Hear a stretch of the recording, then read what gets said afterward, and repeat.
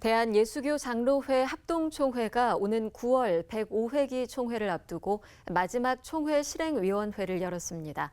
실행위는 코로나19 장기화에 따라 9월 총회 일정을 1박 2일로 줄이기로 최종 확정했습니다. 송주열 기자의 보도입니다.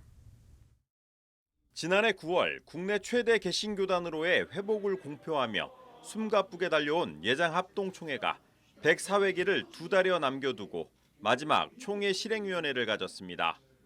예장합동 총회 실행위에서는 지난 18년 동안 논란이 계속돼 온 납골 땅을 최종 매각하면서 정상화 수순에 들어간 은급재단의 정관 개정을 논의했습니다.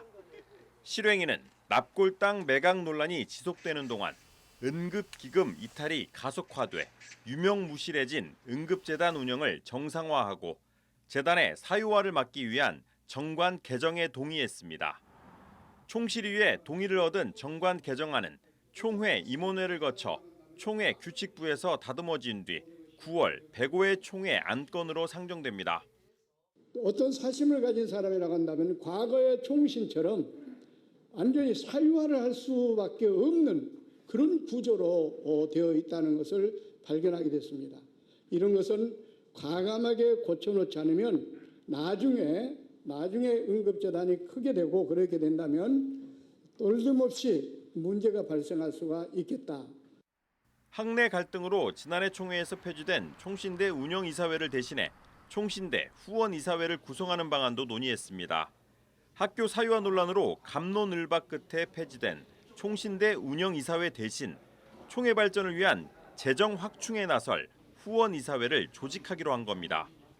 코로나19 장기화에 따른 9월 총회 일정을 1박 2일로 축소하는 안도 실행위에서 최종 확정했습니다. 오늘 실행에 열리기 때문에 1박 2일로 할 수밖에 없는 여러 가지 여건 때문에 이번 105회 총회를 갖다가 1박 2일로 이렇게 실시하려고 생각합니다.